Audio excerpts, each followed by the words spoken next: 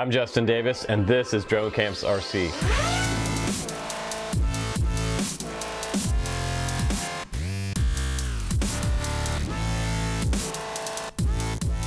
Dum, dum, dum, dum, dum. Oh, look at that, guys. That is the Makerfire Armor 90 in all of its glory. Why is it called the Armor? Check out the tank top this thing has on it. It looks like it should have a turret sticking off of this thing. The camera is totally encased inside this little armor plate right here. And I say armor, it's just plastic, but it is also vented because VTXs get really hot and you need a lot of venting for VTXs not to overheat and burn up. But it is an all-in-one camera system in here. You can change the channels right through this hole right here. The one in the front actually switches it up and down, but if you put a little driver in here or maybe a little tiny screwdriver, you can change up to, I think it's 48 channels on this and like 5 or 6 different bands, so pretty nice there.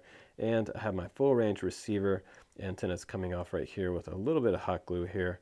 And this is a 600 TVL camera, by the way. That's pretty standard, so not crazy high resolution on the camera. The motors themselves, those are 1104s. And those are 10,000 kV motors on there. So cha-ching, that is awesome. So thumbs up on that one from me. You also have a 10 amp 4-in-1 BO Heli ESC on this very bottom stack. And right above that, we have an Omnibus F3. So another thumbs up for Makerfire for that. I love the Omnibus. And it also has OSD on here, which I absolutely love on brushless micros, because you can see all your telemetry or on-screen data. And I'll show you that in the flight demo coming up. But check this out, on the very back of the quad, XT30, ba-boom. So you're going to get a nice high voltage range out of a 2S. And if you go 3S on this, it's going to have tons of punch. Flying it on 2S, I think is more beginner friendly. The original one, the $148 version, I think the one that comes with the receiver comes with a battery too. I just got the one that was just plug and fly, so mine actually needed a receiver to be added to it.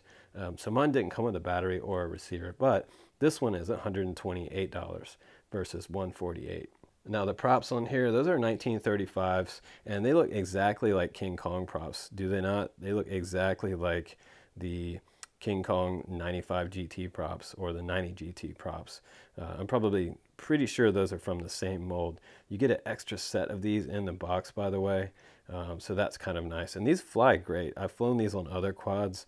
I've swapped them on and off and flying them on various micro brushless that I have, and they're really smooth. So if you look at the very bottom here, my giant receiver, I was able to get like 2 football fields away, very, very far with this receiver. It adds a little more weight, but it handled it. And you have these kind of rubber things down here, and this is different from what I've seen before. Usually there's like just a giant rubber band down here to hold the battery on. So Makerfire kind of reinvents the wheel sometimes when they make things for their quadcopters. You know, in point in case, this sort of armor looking plated thing up here, their designers really put a little bit of extra effort in making their quads look different or special compared to what's out there. On the bottom too, we have, this looks like a maybe 2.5 millimeter carbon frame on the bottom. So you have all carbon here for a unibody style frame, which is also kind of nice on the bottom of this quad. Now I thought that the prop guards on here, I thought they looked a little bit chintzy.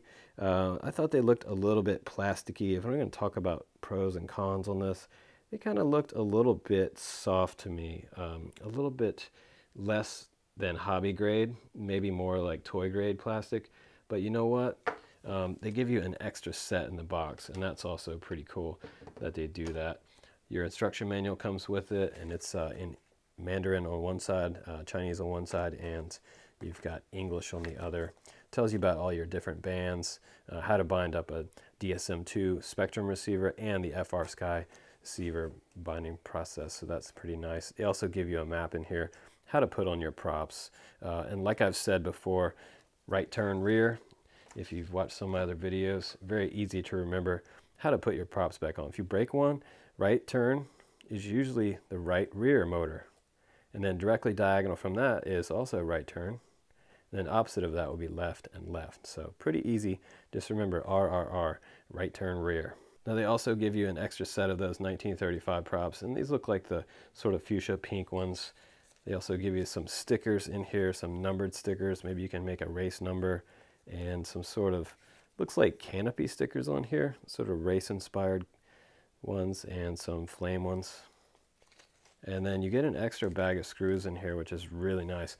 There was a quad a while back on the channel. It didn't even give you screws for the props for the propellers, and that's awesome that they give you an extra set of those in here. So I always tend to need more of these than less of them. The more prop screws, the better. You also get a USB cable in there, and that's about it. But the box it came in, I was pretty impressed with this box. It's actually a pretty nice box. It opens up just like this, and you have everything. So if you need an extra place to store your quad, you have a really nice box with extra spots for batteries and all of your accessories that come along with it. So pretty nice package from Makerfire. They usually dress it up quite a bit with their quadcopters, but enough tech talk and bench talk about this quad. Let me show you how awesome it is out in the field and how well it flies on 2S. Enjoy the flight, guys. I'll see you on the next one. All right, guys, let's go ahead and arm this Makerfire 90 and get it in the air. My first punch out with it. This is the first time I've ever flown this quad, so very interesting. I'm finding out the flight characteristics in real time with you guys. And those prop guards, you guys know I'm not a big fan of prop guards. I usually take them off immediately. I think this one might fly actually a little better if you take these prop guards off there and have a little less wobble in some of the maneuvers. After you come out of a maneuver, it has a lot more prop wash here, something to hit for the prop wash underneath the quad. So I'm not a big fan of these, but they'll save you. Just like having right then, I was able to fly back up and continue this flight because, hey, the prop guards saved me. And they saved me a couple times during this flight test. So, and there again. Now I'm launched again and just decided to explore some of these trees a little bit. And I'm looking for some tree gaps here if I can find some. Now somebody asked me a question the other day about quads that I fly. You know, they asked me, you've flown so many quads, do they all start to feel the same after a while? Do they all kind of blend into one thing? And I have to say no to that. They don't. They all feel different. Each iteration of a quad that comes out usually has a little bit different specs on it. ESCs, motors, quad frame size, and where the camera's mounted, the CG, all of it feels different. So there we go. Found a little backflip through a tree gap. I think I might go back and try that same gap again, test my luck, do a little roll through. Oh, hey now, almost lost it. And there's another little gap ahead of me right here I'm thinking about, but there's a lot of leaves through here. Oh boy, yeah, it happens, you know, but it's nice. We have prop guards, and I was able to keep rolling, keep this thing in the air, go for it again, why not? But on 2S, it's pretty friendly on 2S, as you guys can see. It's not like super punchy and super powerful, but it has enough power to recover from when you hit a tree branch and you need to just go full throttle and try to save yourself. It has no problem.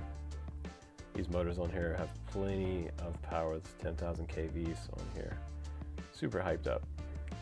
And I would take these prop guards off if this is going to be my quad. I would probably go ahead and remove them. I think I would get a little better flying characteristic out of this one. You might be able to slide a 3S battery in here and fly a 3S. If you guys are flying it on 3S, let me know. Post a video link down below because I like to see how this flies on 3S. I think it'd be a freestyle monster. But plenty fast and a lot of fun to fly this one. Oops, I lost communication with the receiver. So I'll see you guys on the next one. Bye-bye.